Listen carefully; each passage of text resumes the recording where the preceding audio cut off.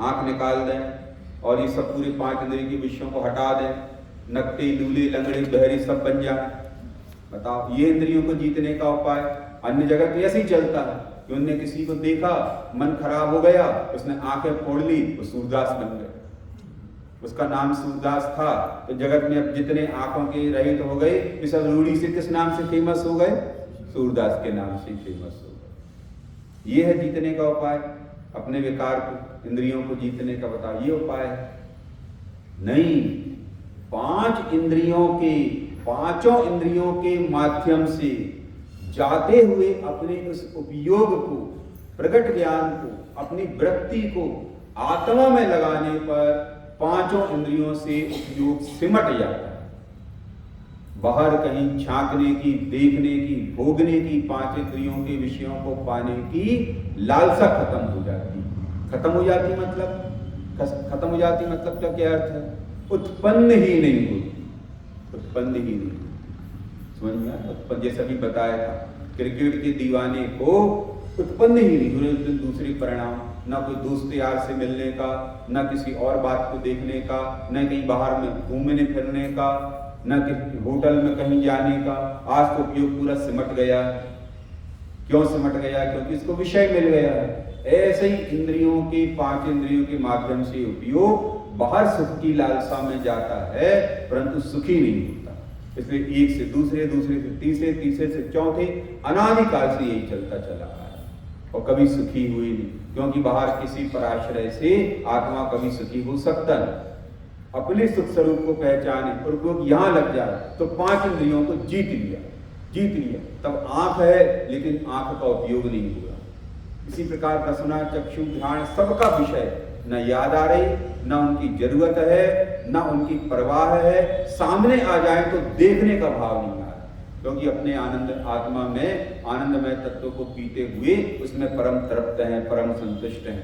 उन्हें सच्चा आनंद मिल गया। एक बार इसको सच्चा आनंद प्राप्त हो गया, वो बाहर क्यों झांकेगा? क्यों झांकेगा बताओ?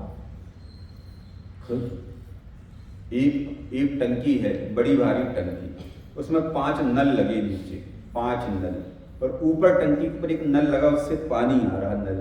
बताओ, अब 5 नल खुले, बताओ टंकी कब भरेगी? कब भरेगी वो टंकी? कभी नहीं, कभी नहीं भरेगी। कभी वो टंकी वो हमेशा खाली की खाली रहेगी, क्योंकि 5 नल खुले हैं नीचे से। वो कब भरेगी टंकी? कभी नहीं। अभी काम करो, 5 नल बंद कर दो नीचे की, अब क्या होगा? अकेले टंकी भरेगी नहीं, भर करके चारों तरफ से ओवरफ्लो होने लगेगी, फव्वारा फूट पड़ेगा चारों तरफ से। ऐसे ही ये उपयोग आत्मा का अपने आत्मा में सिमट गया, अपने आत्मा में लीन हो गया, अपने आत्मा को जानने में लग गया। 5 इंद्रियों के माध्यम से जो बाहर जाकर के पाप कमाता था, संसार परिभ्रमण कमाता था, दुख भोगता था, आकुलता भोगता था, कभी तृप्त नहीं होता था, वह उपयोग अपने में ऐसा समा गया। 5 इंद्रियों के माध्यम से उपयोग जब बाहर जाना बंद होकर के अपने में सिमट गया, तो फिर क्या हो गया? ये उपयोग ओवरफ्लो होकर के केवल ज्ञान और अनंत सुख के रूप में फैल गया। समझ में आया? इतना जबरदस्त अनंत सुख, अनंत सुख, अनंत सुख, अनंत सुख, कभी खत्म नहीं होगा। परम तृप्त, परम तृप्त अपने। क्यों? क्योंकि सुख स्वाभाविक आत्मा में रंग गए, और बाहर के पदार्थों में, 5 इंद्रिय के विषय भोगों में, वे तो पर पदार्थ हैं, वे तो जड़ हैं। उनमें सुख नाम का गुण है, वो तो लाओ, सुख नाम का गुण तब तो मिले उनसे सुख। उनमें सुख नाम का गुण नहीं, और आत्मा किसी को भोग सकता है। इसलिए सुख कभी आज तक कभी सुखी हुई। इसलिए असंयम की वृत्ति, अब सुखी हुए नहीं तो कभी इधर कभी उधर उपयोग जा रहा, यहाँ वहाँ, यहाँ 5 इंद्रिय के विषयों में धड़ाधड़ असंयम होगा, धड़ाधड़ असंयम। समझ में आया? ये अंतरंग संयमाचरण जो होता है, उसकी तरफ से बात चल रही।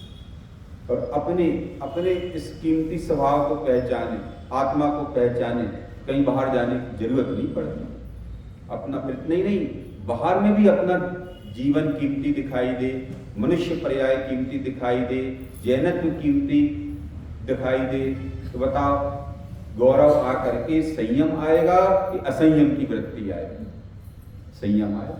अरे ये छूटना नहीं चाहिए, मेरे पाप के परिणाम से, पाप की वृत्ति से ये कुल छूट जाएगा, ये पर्याय छूट जाएगी, इस ज्ञान का, प्रगट ज्ञान का अभाव हो जाएगा, कौन सी दुर्गति में जा पड़ूंगा पता नहीं, कितने काल तक संसार में परिभ्रमण होगा पता नहीं। इस कुल का भी गौरव यदि पहचाने, अपने पर्याय के स्वरूप को भी समझे, इसकी दुर्लभता को पहचाने, अपने उपयोग की दुर्लभता को पहचाने कि संगी पंचेंद्री बना बार बार मिलता नहीं है, ये तो एक बार मिलता है, कितने समय के बाद में सदुपयोग नहीं किया तो पता नहीं बाद में कब मिलेगा और कैसे भटकेंगे संसार में, कीड़े मकोड़े बनेंगे और पता नहीं कहाँ कहाँ जाएंगे, क्या क्या होगा। ऐसे अपने दुर्लभता को भी पहचाने, गौरव को पहचाने तो असंयम खड़ा ना हो, बाहर में वृत्ति सिमट जाए। बताओ कोई व्यक्ति ऐसा होते ना, व्यापारी वगैरह जो होते हैं, डायमंड का व्यापारी अब 10 करोड़ के हीरे लेकर के जा रहा ट्रेन में, ऐसा होता है, जाते हैं, पता नहीं कोई बता के तो जाएंगे नहीं कि अपने को पता लगे कि ये कौन है, परंतु जाते आते जब सप्लाई करना होता है माल तो करोड़ों के हीरे लेकर के चलते, साथ 10-10 करोड़ 50-50 करोड़ के हीरे लेकर के ट्रेन में चलते। बताना वो कहाँ कहाँ घूमते होंगे ट्रेन में, कहाँ कहाँ देखते होंगे ट्रेन में, उपयोग कहाँ कहाँ रहता है बिल्कुल एक कंटिन्यू, कितनी गहरी नींद आती होगी उनको रात में, उपयोग एक ही जगह कंटिन्यू लगा हुआ है। जो अपने पास में कीमती पदार्थ है उधर से दृष्टि हट नहीं रही, हट नहीं रही। क्यों नहीं हट रही? क्योंकि उसकी कीमत का अंदाजा है, समझना ना। ऐसे ही अपनी कीमत आए, पर्याय की कीमत आए, जैनत्व की कीमत आए तो असंयम की वृत्ति से बच जाए बाहर। सोच, अभी तो कोई ठिकाना ही नहीं, निश्चय संयम की बात तो छोड़ो जो अभी बताए, वह तो आत्मा की पहचानने पर स्वयं ही प्रकट होता है। अभी तो बाहर की वृत्ति का ठिकाना नहीं। क्यों? क्योंकि ना कुल का गौरव है, ना जैनत्व की पहचान है, ना अपने मरने मारने का और कहाँ पहुंच जाएंगे, ना उसका कोई भय है। तो धड़ाधड़ असंयम हो रहा है। सारा संसार वर्तमान में असंयम मैं जीवन ही तो जी रहा, और कैसे जी रहा बताओ, समझ में आ? असंयम। और वर्तमान में जो कल्चर आ गया, भोगवादी कल्चर, भोगवादी कल्चर, जो जॉब अकॉर्डिंग सब चीजें होने लगी, पूरी पैकेज अकॉर्डिंग होने लगी, और ये सब सारी ये भोगवादी कल्चर, इसमें क्या हो गया? घोर असंयम की प्रवृत्ति फैल गई, घोर असंयम सारा। क्यों?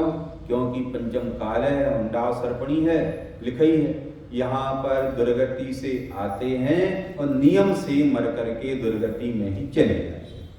फिर आए क्यों यहाँ पे? कि पुण्य खत्म करने आए अपना, यहाँ पर जो थोड़ा बहुत पुण्य पड़ा था पास में उसको खत्म करने आ गए। कोई ना कोई ठिकाना तो चाहिए ना खत्म करने के लिए। तो यहाँ आके जो अनुकूलता प्रतिकूलता जो मिली उदय प्रमाण सब भोग भाग के खत्म करके और भयंकर असंयम की वृत्ति से पाप बढ़ा करके वापस में लंबे काल तक के लिए दुर्गति में चले। सोच जरा, कौन का घात हो रहा, कौन का नहीं हो रहा, कोई फर्क ही नहीं पड़ रहा इसमें। अपन सबने एक कथा पढ़ी अपने यहाँ पे आती है कि राजा जो है, क्या नाम से, राजा का कक्ष, उसका एक सेवक साफ करता था, झाड़ू पोंछा लगाता था, बिस्तर चादर सब व्यवस्थित रखता था। अब बेचारा एक दिन थक गया बेचारा एक दिन, तो बिल्कुल बिस्तर साफ करते करते नींद और बिल्कुल आ गई, थक गया, वहीं बिस्तर की थोड़ी देर यहीं आराम कर लो। अब थका तो था ही, थोड़ी देर तो छोड़ो, गहरी नींद लग गई इसको। राजा साहब आए अपने सोने के लिए समय पर, देखा इसमें तो सेवक सो रहा है, तो भयंकर गुस्सा आया, अपना कोड़ा निकाला और बिल्कुल उसके ऊपर फटकारने लगी जोर जोर से। बहुत तेज मार पड़ी, नींद खुल गई, एकदम कराता हुआ उठा बिल्कुल कराता हुआ। राजा को तो बिल्कुल चैन नहीं, लगातार बिल्कुल मारे जाए। एकदम सेवक तो पहले बिल्कुल करहा और फिर एकदम बाद में हंसने लगा जोर से। राजा तो चिल्ला ही रहा था, मेरे बिस्तर पर सो गए, अकल नहीं है तुम्हें, कहाँ सोना चाहिए, कैसी जरूरत थी तुम्हारी मेरे बिस्तर पर सोने की। और पहले तो करहाता रहा, फिर हंसने लगा। राजा को बड़ा आश्चर्य हुआ कि इतनी मार खा करके भी हंस रहा है भयंकर। ये क्या बात है भाई? फिर बाद में पूछा क्या बात है भाई? कि महाराज मैं तो थोड़ी देर के लिए इस बिस्तर पर सो गया तो इतनी मार पड़ रही, आप तो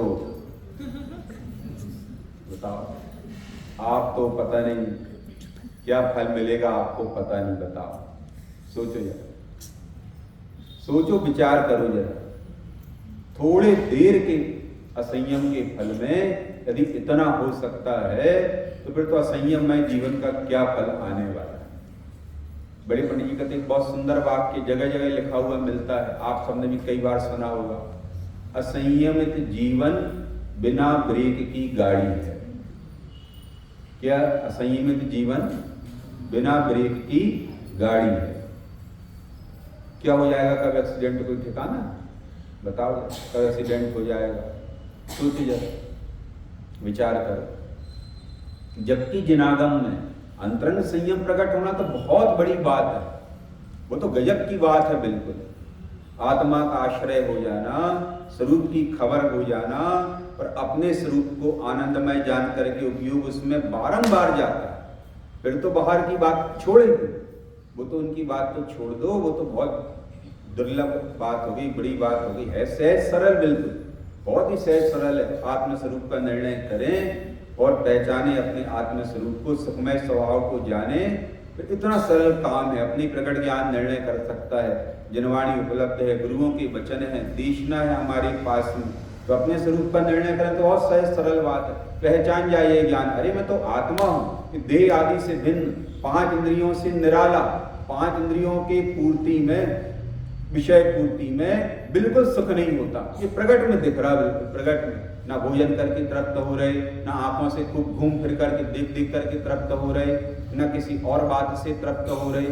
आत्मा में ही आकर के तृप्त होते, आत्मा में ही आकर। बोलो, अपन सब जब बाहर जाते हैं घूमने घामने के लिए, है तो सब पाप के काम। अपने यहाँ तो तीर्थ यात्रा बस होती है, बाहर में कोई पिकनिक टूर घूमने घामने की बात तो होती नहीं है। ऐसे चलो कश्मीर चले, चलो कहीं और चले, बताओ। अब जाते हैं घूमने के लिए तो क्या होता वहां, जरा बताना जरा। 15 दिन की 20 दिन की यात्रा है, क्या होता है? एक जगह गए, थोड़ा देखा दाखा, अगली जगह चलो नेक्स्ट। अब आप अगली जगह गए, देखा दाखा, खाया पिया, फिर नेक्स्ट। फिर अगली जगह गए, देखा दाखा, नेक्स्ट। हर जगह जाकर के बस नेक्स्ट नेक्स्ट चलता है हर जगह। और फिर 15-20 दिन घूम घाम के आए, फिर आकर घर के अंदर उसके क्या कहते हैं? अब बहुत अच्छा लग रहा, अब बहुत अच्छा लग रहा। क्यों बहुत अच्छा लग रहा? कहाँ के अच्छा लग रहा? इतना भयंकर घूमने के बाद में भी, फिरने के बाद में भी, दुनिया भर की जगह देखने के बाद में भी आकर के शांति मिली तो तुझे कहाँ मिली? तुझे अपने घर पर ही शांति मिली। समझ में आया? ऐसे ही उपयोग कहीं बाहर फिर आए, परंतु तृप्त और शांतता तो उसे अपने आत्म स्वरूप में, अपने निज घर में आकर के ही मिलती। समझ में आया? तो अंतरंग संयम तो बहुत गजब की बात है। आत्म स्वरूप को पहचानने पर प्रकट होने वाला अंतरंग संयम आचरण। लेकिन जिनागम में तो इस अंतरंग संयम की तो बहुत बताया गया जो वास्तविक संयम है, परंतु भी बाह्य संयम को भी बहुत आदर है, अतीव आदर है बाह्य संयम को। नहीं यदि अपने आत्म स्वरूप को पहचाने, लेकिन बाहर में यदि संयमित हो तो वो कितने पापों से बचता है। प्राणी असंयम जो कहा ना, प्राणी संयम की विरुद्ध प्राणी असंयम, उसके जीवों के घात से बचता है और कितना पुण्य संचय करता है, दुर्गति में जाने से बच जाता है। स्वर्ग आदि में पहुंच करके वापस मनुष्य भाव में, जैन कुल में आदि उत्पन्न होकर के उसे अवसर प्राप्त होता रहता है। वापस अवसर आ गया कि तू तत्व को स्वीकार कर सकता है, तत्व आराधना कर सकता है, भगवंतों की देशना को समझ सकता है। इतना फल है बाह्य संयम का।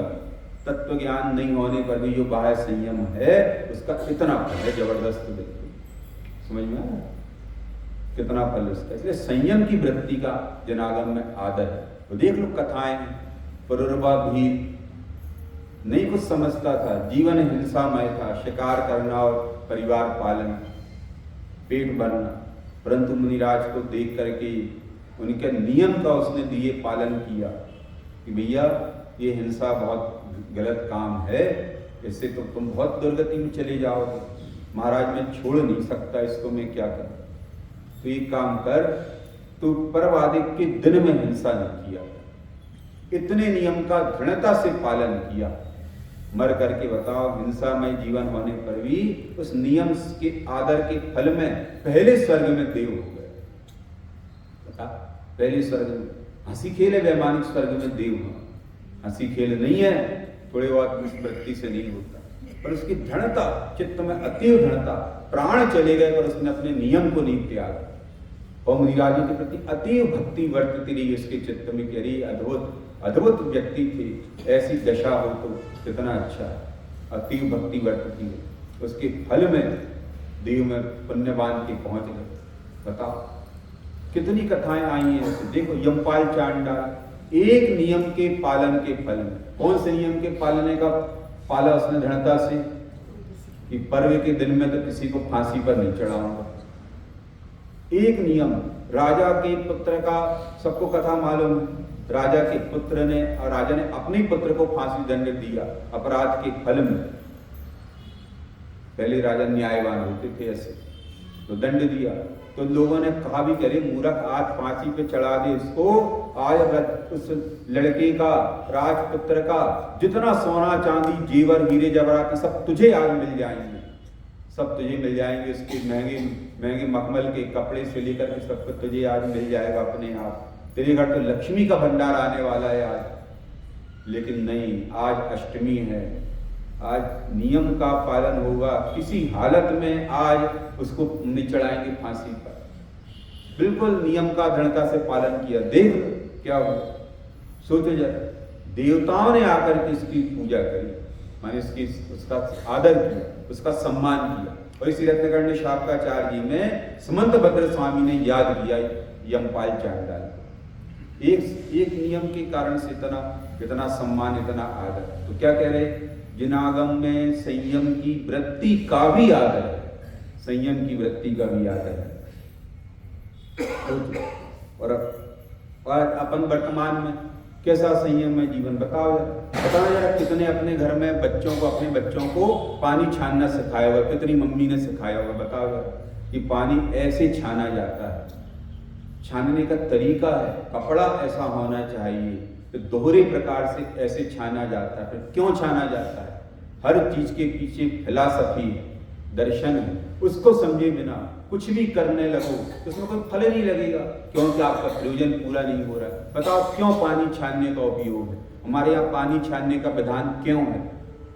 हर काम पानी छान, जिसका जल का प्रयोग अनछने पानी से नहीं करना चाहिए, सब क्यों कहा गया? क्या उसके पीछे लॉजिक बताओ? जीवों की हिंसा से बचना। हमारे जिनेंद्र भगवान ने बताया कि एक बूंद अनछने जल में, एक बूंद अनछने जल में कितने जीव पाए जाते हैं? असंख्यात जीव पाए जाते हैं, असंख्यात। ये तो साइंस ने निकाल के बताया 36,450। भगवान ने तो असंख्यात बताए हैं। बताओ, पानी छानने का प्रयोग केवल छना हुआ जल नहीं प्रयोग करना है, अहिंसा हो इसलिए पानी छानने का विधान। अब बताओ कहाँ हो रहा पालन, जरा बताना, किसने सिखाया अपने बच्चों को? और वे क्या कर रहे? आज सब जगह देखो तो कहीं भी कुछ भी पानी पी लिया, कुछ भी खा लिया, पी लिया, कैसे भी खा लिया, पी लिया, किसने हाथ लगाया उसको, पता नहीं क्या क्या किया, कोई ठिकाना? समझ में आ रहा है? तब तो बड़े पंडित जी कहते थे आज दुनिया भर के जो रोग हो रहे, प्राकृतिक बाधाएं आ रही, हर प्रकार से प्रतिकूलता बढ़ती जा रही, ये सब कहीं बाहर से आकाश से नहीं टपके, ये सब तुम्हारी करतूतों के फल है। ये कोई आकाश से नहीं टपक गए, ये सब तुम्हें करतूतों का फल, अपने असंयमाचरण की वृत्ति का फल, असंयममय जीवन का फल, भोगवादी जीवन का फल, भोगवादी सोच का फल, ये सारा सब कुछ जो कुछ हो रहा है। बताओ, अपने बच्चों को सिखाई, कथा कहानी सुनाई होती, अपन ने बचपन में शील की कथाएं सुनाई होती, संयम की कथाएं सुनाई होती, अहिंसा की कथाएं सुनाई होती, दान व्रत पूजा की कथाएं सुनाई होती, तो बच्चे उसमें आते। 8 साल तक आपके अधीन है वो बच्चा, आपके अधीन है। वो जीव तो स्वतंत्र है, उसकी परिणति स्वतंत्र है, उसका जीवन स्वतंत्र है, परंतु एक व्यवस्था, लौकिक एक पर्यायगत व्यवस्था कि 8 वर्ष तक वो बालक माँ पिता के अधीन है। कितना आपने इसको जिन धर्म की शिक्षा दी, बताओ जरा, तो कितना उसको संयममय जीवन की शिक्षा दी। उसे खाना पीना तो सबको अच्छा लगता, नादी की वासना है, कितना आपने घर में इसको शुद्ध चाट पकौड़ी सब बना करके खिलाए। घर में खिलाए होते तो बाहर मुंह मारने नहीं जाता, ठेले पे और होटल पे और ढाबे पे और पता नहीं कहां कहां पर। रात में नहीं, दिन में खिलाया होता तो रात में खाने की आदत नहीं पड़ती। छने पानी खुद भी सिखाया होता और लेटरिन बाथरूम हर काम में छने जल का प्रयोग सिखाया होता तो मजाल इसकी कहीं पर अनछने जल का सेवन करता। आदत ही नहीं है, समझ में आता नहीं। यदि तत्व ज्ञान की सीखते तो ऐसे अहिंसात्मक आचरण के जीवन भर पालन से दुर्गति में तो नहीं जाता, दुर्गति में तो जीव नहीं जाता, समझ में आ। एक दिन और कहा था, इष्टोपदेश 3 नंबर के कलश में कहा ही उन्होंने, वहां पर कहा ही है, यदि तू क्या नाम से तत्व ज्ञान नहीं भी हो, परंतु यदि जीवन संयम में तेरा होगा, पुण्य परिणामानुकूल होगा, तो तुम मर के दुर्गति में तो नहीं जाएगा। तब उन्होंने उदाहरण किया दिया वहां पर कि 2 मित्र थे, चले आ रहे, पीछे और 2 मित्र थे, उनकी रास्ता देख रहे। अब दिन में जंगल, धूप, पैदल चले आ रहे, तो एक मित्र कह रहा रास्ता देख रहे और पीछे वालों को आ जाने दो, तो एक धूप में खड़ा होकर रास्ता देख रहा है, एक पेड़ की छाया में बैठ करके रास्ता देख रहा है। कौन फायदे में है?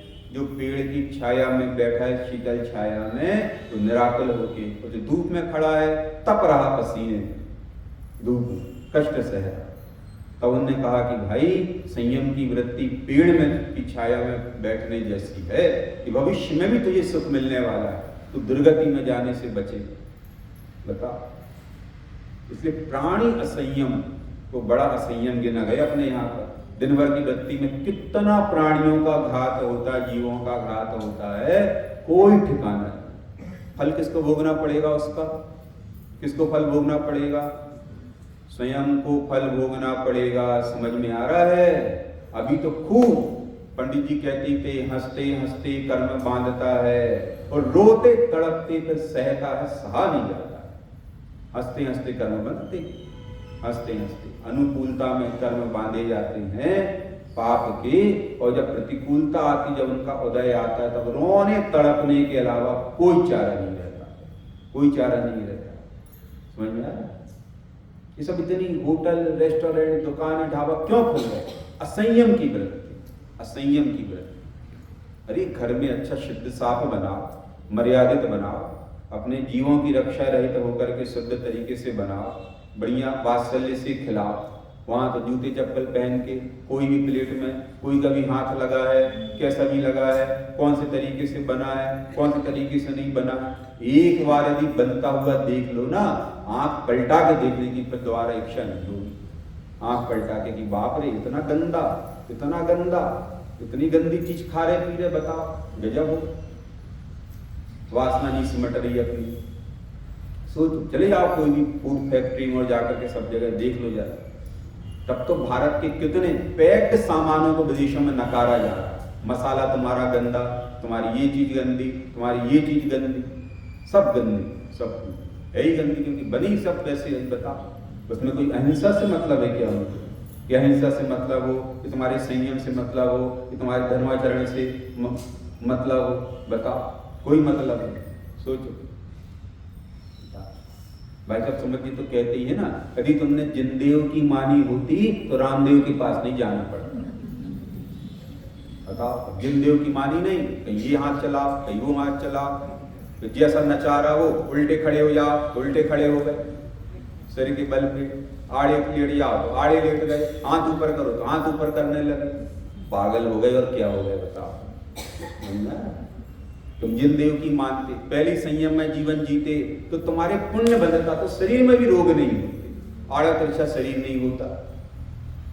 तो संयम के पालन से पुण्य सहज में बनता है, क्योंकि इसमें अहिंसा की भावना, उसमें जीवन को पवित्र बनाने की भावना, उसमें संयम में आचरण है। परंतु उसका ठिकाना ही नहीं। उसका सोचो कैसा कैसे पाप बन रहे, क्या क्या हो रहा है। 24 घंटे पाप बन रहे ऐसे आचरण से। पानी नहीं छानते समय, केवल छानते और पीते उपयोग करते समय पाप नहीं बन रहा, 24 घंटे बन रहा है, क्योंकि वृत्ति 24 घंटे चल रही। जब भी पानी पिएंगे, कोई भी ले लो, अपने पी लो, खत्म। नल तो लगा है, खोलो पी लो, उसके अंदर क्या है क्या नहीं, कैसा नहीं, कोई मतलब नहीं हमें। कुछ भी खा लो, कुछ भी पी लो, खाने की सामग्री है, खा लो, दिन हो ना रात हो, खा लो, उसमें क्या है बताओ, कोई मतलब ही नहीं उसमें। 24 घंटे इस वृत्ति का पाप बन रहा है। गहरी नींद में सो रहे तो भी पाप बन रहा है, क्योंकि वृत्ति तो 24 घंटे चालू है ना। उपयोग तो 24 घंटे अपना काम कर रहा है, उसकी वासना तो 24 घंटे अपना काम कर रही है। सोचो, और मुझे कितनी शिकायत करो, बच्चा बात नहीं मानता, ऐसा करता वैसा करता, तुम्हें ने आदत गलत डाली और उसका फल खुद भोगो उसका फल खुद से।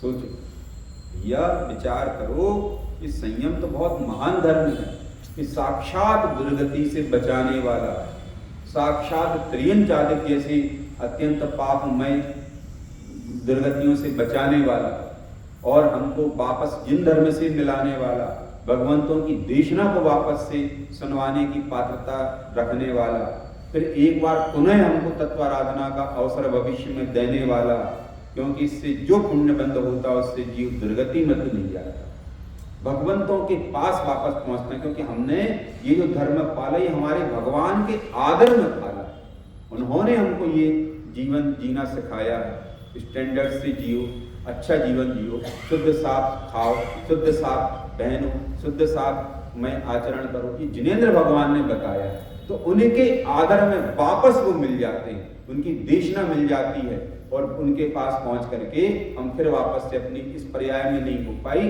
अगली पर्याय में तत्वाराधना करने का एक बार अवसर हमको पुनः प्राप्त हो गए। नहीं तो भुगतते रहो। बड़े पंडित जी के जीवन में एक घटना आती है। तो एक बार ट्रेन में जा रहे थे, तो ट्रेन में अन्य लोग भी सब बैठे, सामने सरदार जी भी बैठे थे। समोसे वाला निकला, समोसा, चाट वाला निकला, चाट ले ली, मूंगफली वाला निकला, मूंगफली ले ली, सब लगातार बिल्कुल मुंह का भी रुक ही नहीं रहा। वरली जी ने भोजन का समय हुआ, अपना टिफिन निकाला, अपने हाथ धोए और शांति से बैठ के मौन पूर्वक भोजन कर लगे। अरे बाबा कहाँ लगे तुम बताओ, कैसा भोजन कर रहे, रूखा सूखा, बताओ ये कोई भोजन है?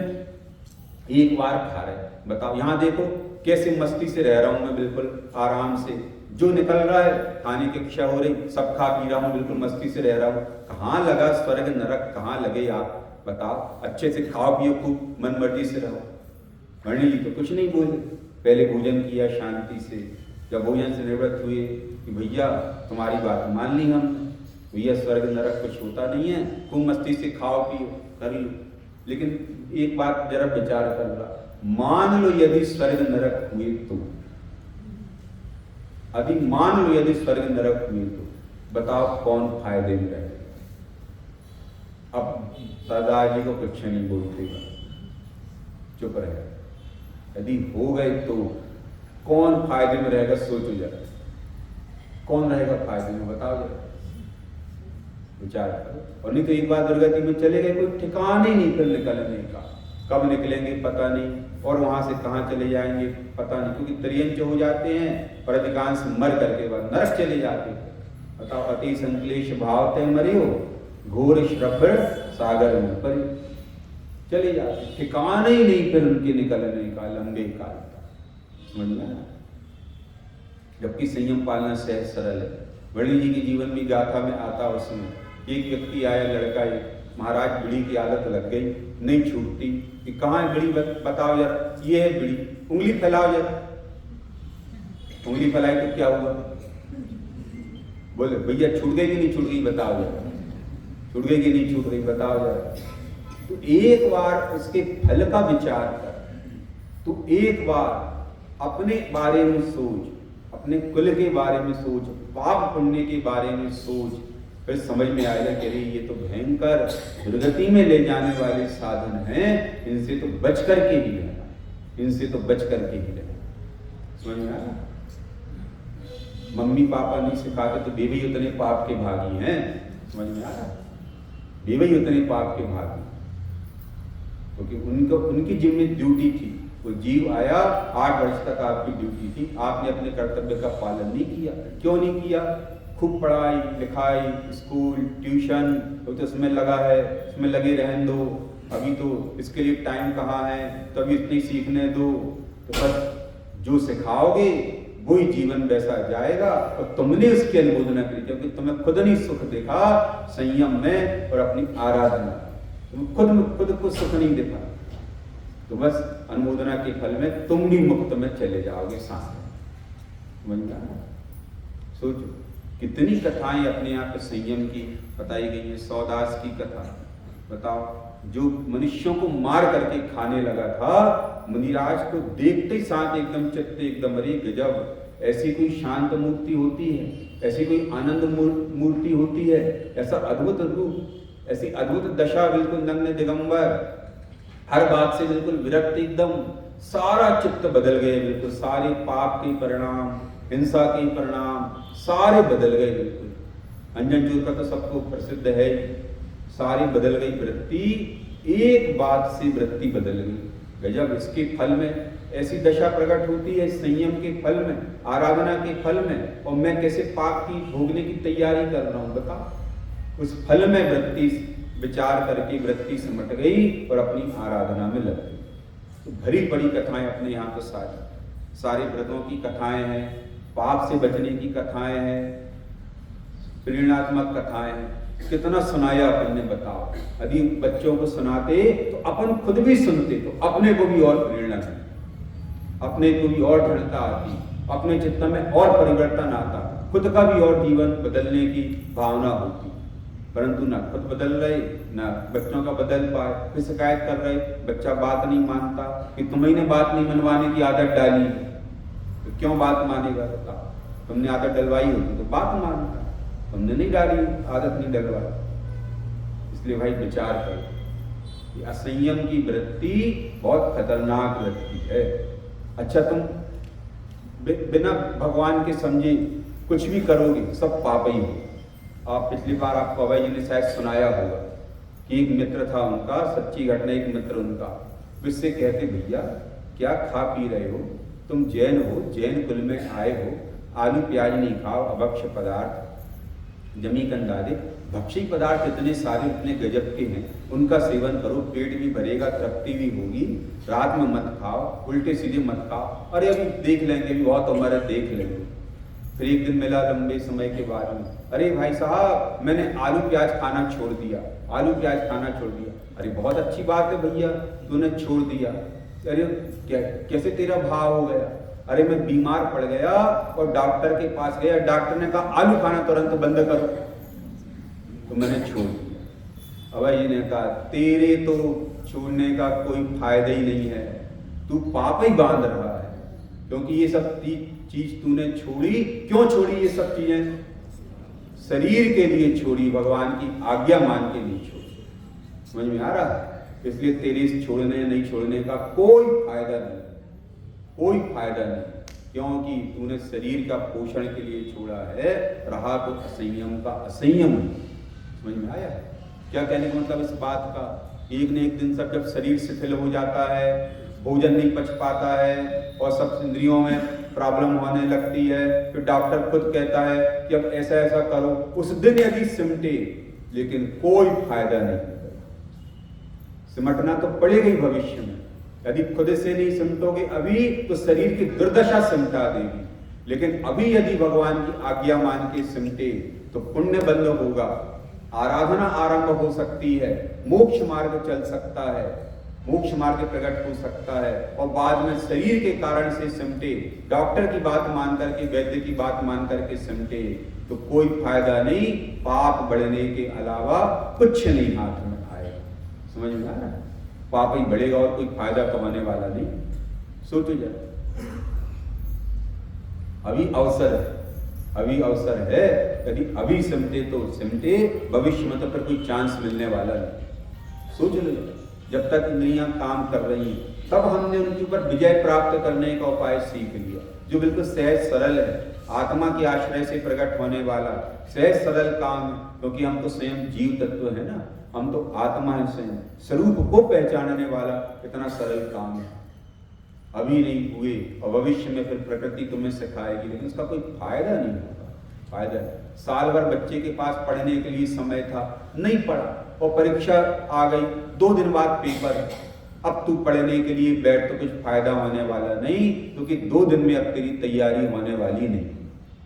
जब पहले अवसर था तब तूने पढ़ाई नहीं कर, ऐसे ही पहले अवसर था अपने पास, अपन पढ़ाई नहीं कर रहे। जनवाणी का स्वाध्याय करें, तत्व को समझें, आराधना के स्वरूप को समझें, भगवान की सुखमय प्रकट होने योग्य दशा को पहचानें, असंयम की वृत्ति समझें, असंयमाचरण समझें, उसके फल में कितने घोर हिंसा होती है, कितने जीव मारे जाते हैं, झूठ चोरी कुशील सब पाप होते हैं, ये सब समझें, उसका फल कितना भयंकर होगा ये जनवाणी से समझें। तो उपयोग सिमटे, यहाँ अपनी आराधना में लगे। संयम जीवन में कम से कम बाह्य संयम तो प्रकट हो, अंतरंग संयम तो आत्मानुभव और आत्माचरण के बाद होगा, परंतु बाह्य संयम तो प्रकट हो। अपनी वृत्ति तो सिमटे, जिन धर्म अच्छा लगे, आराधना अच्छी लगे, बाहर के खोटे काम नहीं सुहाए, खोटे पाप नहीं सुहाए, खोटे परिणाम नहीं सुहाए, तब सिमटने के लिए अपना अवसर बनेगा और इससे पुण्य का संचय होगा अपरंपार। तत्व ज्ञान होगा, पात्रता बढ़ेगी, वो तो अच्छी बात है, और नहीं तो दुर्गति में तो कम से कम नहीं जाएंगे, वापस से हम भगवान जिनेंद्र के समीप आ सकते हैं।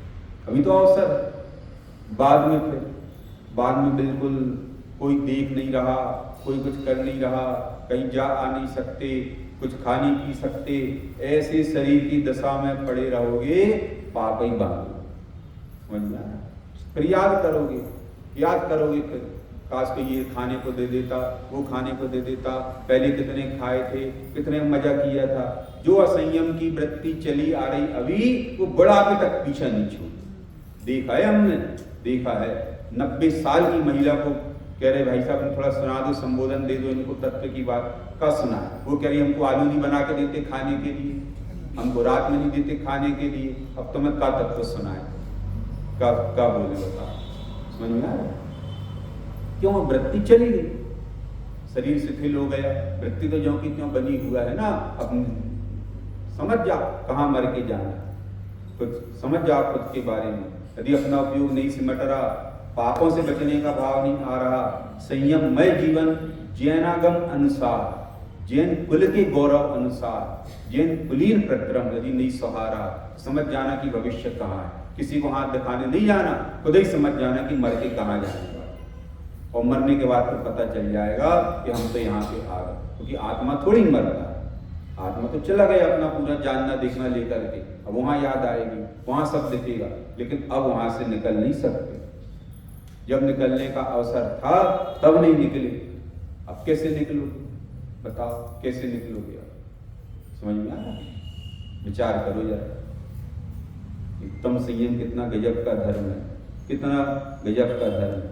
इसमें तो गजब की बातें लिखी, समय हो गया अभी अपना पढ़ने के इसमें नहीं। फिर भी संयम प्राप्त करके उसे बिगाड़ने के समान बड़ा अनर्थ दूसरा नहीं है। 5 महाव्रतों का धारण, 5 समितियों का पालन, 4 कषायों का निग्रह, 3 दंडों का त्याग, 5 इंद्रियों की विजय को जिनेंद्र के परमागम में उत्कृष्टतम मुनि दशा में होने वाला बाह्य संयम, और इसके निमित्त से अंतरंग उपयोग सिमटता है, जिसका फल अनंत दशा प्रकट होती है। उत्कृष्ट अंतरंग संयमाचरण, उत्कृष्ट संयमाचरण। 5 इंद्रिय के विषयों के भोग छोड़ने से संयम होता है, कषायों का नाश करने से, दुर्धर तप को धारण करने से, रस आदि त्याग से, मन के विकल्प जाल का प्रसार रोकने से संयम होता है। संयम से ही सम्यक दर्शन पुष्ट होता है, संयम ही मोक्ष का मार्ग है। समझ में आया? सोचो जरा, ज्ञानी जन तो ऐसी भावना भाते हैं, संयम बिना हमारे मनुष्य भाव की एक घड़ी भी नहीं व्यतीत हो। विचार करो जरा, कितने संयम का गुणगान किया है, क्यों किया है, किस लिए किया है? तू समझ, हमारे निमित्त से यदि जीवों का घात होता है, वही जीव भविष्य में आकर के रोग के कीटाणु बनकर के शरीर में आके बदला लेते। तुमने आलू प्याज खाए, रात्रि भोजन किया, अनछने जल का प्रयोग किया, और भी तरह तरह के ऐसे खोटे सब किए, तो जो जीव मरे, अनंत जीव मरे, अपार जीव मरे, वे सब कैंसर, एड्स और तरह तरह की बीमारी आकर के, वायरस, कौन है वे जीव जो तुम्हारे शरीर में आए? वे जीव आए जो खाते गए तुम्हारे द्वारा। अभी बदला लेने आए तुमसे, अब तुम तड़पते रहो, कराते रहो दवाइयाँ, कितनी दवाइयाँ खा कराओ, आराम नहीं लग रहा साहब, आराम नहीं लग रहा। लगे कैसे आराम तुम्हें? तुमने उनको निर्दयता पूर्वक मारा, अब तुम निर्दयता पूर्वक मरो। क्यों लगे आराम? किस बल पे लगे आराम? तुमने दया करी थी उनके ऊपर, अब तुम्हारे ऊपर कौन दया करेगा? कोई दया नहीं करेगा। हम दया करेंगे जगत में हमारी दया होगी, हम दया नहीं करेंगे तो हमारी भी दया नहीं होगी। ये तो रिस्पॉन्स है, प्रकृति में तो रिस्पॉन्स है, अपने किए का फल प्राप्त होता है। साइंस में भी इसको अलग तरीके से बताते हैं, थर्ड लॉ ऑफ न्यूटन, वो तो वहीं लगाते हैं। हमारे जिंदर में कहता है तुम हर बात में लगाओ, हर बात में लगा के देखो इसको, तुम अपने में लगा करके देखो इसको। बहादुर रखने से क्या मतलब किसी का? अपने में लगा के देखो, अपनी किए हुए का, अपनी परिणामों का, अपनी वृत्ति का फल तो भोग रहे अनादि काल से। तो वो फल कहाँ से आया? अपनी इसी वृत्ति से आया, जो यहाँ पर जब संगी पंचेंद्री हो गए और मनुष्य पर्याय हो गई, बिल्कुल खुला जीवन हो गया। चाहे जो करो, मस्ती से रहो, जैसा चाहो खाओ पियो, जैसा चाहो उठे बैठो, जैसे कुछ भी करो। 5 इंद्रियों की पूर्ति और उसकी वासना की पूर्ति में घोर असंयम खड़ा हो रहा है, घोर असंयम खड़ा हो। इसलिए भाई समझो जरा, दिनागम में जिस संयम को बताया गया है, प्राणी संयम, इंद्रिय संयम, वो अपने आत्मा के विकारों पर विजय प्राप्त करने के लिए, उसका फल अरहंत सिद्ध दशा जैसे महान परमानेंट अविनाशी पद को प्राप्त होना। संसार के सारे कष्ट और दुखों का, अनादिकाल से चले आ रहे कष्टों का अभाव करके हमेशा के लिए परम सुखी होने का। और इसके साथ में जो नैवीय तत्व ज्ञान हो, जो बाह्य संयम भी बताया गया है, जो आराधना के साथ में तो पाया ही जाता है, तत्व आराधना के साथ में तो होता ही होता है, परंतु यदि कोई जीव बिना तत्व आराधना के भी बाह्य संयम को समझे, अपने जैन कुल, अपने गौरव को पहचानते हुए, जिनवाणी की आज्ञा का पालन करते हुए बाह्य संयम का भी पालन करे, तो वो कम से कम आराधना के मार्ग पे लगने के अवसर को तो पा लेता है, दुर्गति से तो बच जाता है, सीधे कष्ट भोगने के जा करके से तो बच जाता है। समझ में आ रहा है? अति पुण्य संचय होता है उससे, अति पुण्य संचय होता है। कितनी कथाएं भरी पड़ी, बताओ, 2-3 सुना दी। मछली, उसने मछुआरे ने, साहब मैं तो नहीं मछली मारना छोड़ सकता। मुनिराज ने कहा कोई बात नहीं, कोई बात नहीं, ये नहीं कहा, एक काम करो, पहली मछली मारने का से बचने का नियम ले। साहब ठीक बात है, कांटे में जो पहली मछली आएगी उसको नहीं मारूंगा। इस नियम का कितना दृढ़ता पूर्वक पालन किया।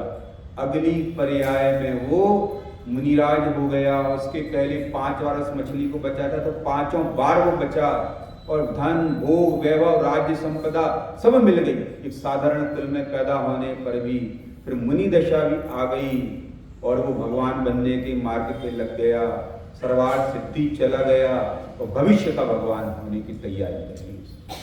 सोच, एक संयम नियम के पालन के आदर में कितना पुण्य संचय हो गया परंपरा। जिन धर्म को समझने का अवसर मिल गया, क्यों? उस वृत्ति में मुनिराज का आदर था, उनके पद की अंतरंग में देख देख करके प्रसन्नता थी, उनके नियम का आदर था, उनको बड़ा जान करके उनके प्रति भक्ति थी अपार। ये सारी बातें थी, एक अकेले नियम बस थोड़ी था, जीव रक्षा का इतनी सारी बातें भी थी। तो सहज में पात्रता जागृत हो गई, और पात्रता जागृत होकर के वो जो पुण्य संचय हुआ, उसके फल में सारा जीवन कितना आनंदमय हो गए, और भगवान बनने की तैयारी हो। सोच जाए ये सब क्यों आया। समझो भाई इस बात को, स्वयं भी संयममय जीवन जीने की आदत डालो, घर परिवार के लोगों को, बच्चों को भी सिखाओ एक एक बात बिल्कुल, पानी छानने से लेकर के और सारी बातें, मर्यादा का खान पान, मर्यादा का, उसमें जीव पैदा हो जाते हैं। जब साइंस ने खोज के निकाल दिए, एक्सपायरी डेट क्यों कहलाती बताओ? एक्सपायर दवाई खाना चाहते हो? दूर से देख करके, सबसे पहले दवाई लेते तो क्या करते, हाथ में देखते सबसे पहले एक्सपायरी डेट, और खाने पीने में एक्सपायरी डेट नहीं दिखती।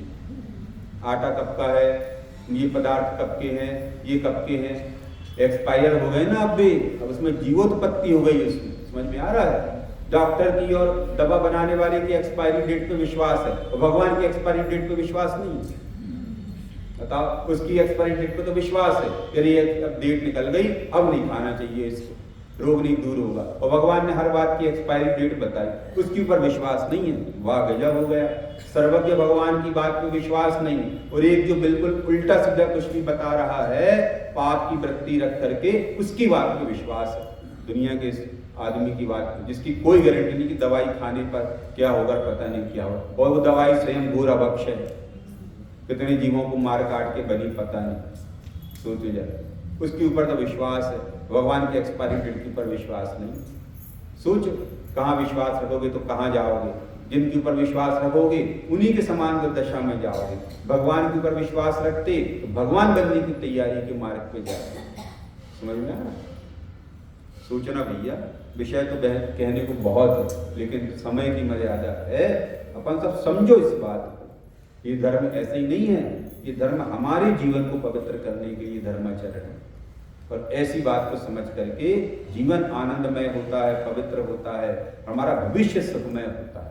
हम स्वयं एक दिन भगवान बन करके जन्म मरण का भाव करके विराजमान हो, ऐसी दशा को अपन सब समझें, जीवन की पवित्रता को समझें, अपने जैन कुल के गौरव को समझें, जो सारे जगत में सर्वोत्कृष्ट कहलाता है जैन कुल, सर्वोत्कृष्ट। सर्वोत्कृष्ट तो आज सब जगह देखो ना, गवर्नमेंट की रूल बनाती जैन फूड, क्यों? कुल का गौरव है ये हमारे कुल का। जगत में और किसी मत के नाम से फूड नहीं चलता, अकेले एकमात्र जैन के नाम से फूड चलता अलग से। भले वो हमारे लिए तो वो भी अवश्य है, क्योंकि कोई इनको ठिकाना थोड़ी, लेकिन फिर भी गौरव पहचान, हमारा गौरव है ये। जगत में किसी और धर्म के मत के नाम का फूड चलता हो तो बताओ, जैन कुल का, क्योंकि जैन कुल जगत में सर्वोत्कृष्ट माना जाता है। जैन कुल सर्वोत्कृष्ट है। यहाँ का जीवन खान पान कहीं नहीं मिलता जैसा यहाँ। क्यों? यहाँ पाप से बचाने के लिए है, पवित्रता के लिए है, और भगवान बनने की लायकात पैदा करने के लिए। ऐसे अपने इस संयम की वृत्ति और भगवान के बताए संयम के मार्ग को पहचान करके इस मार्ग पर चलने का सहज अभ्यास करें। इस भावना से भी इस चर्चा से विराम लेते हैं।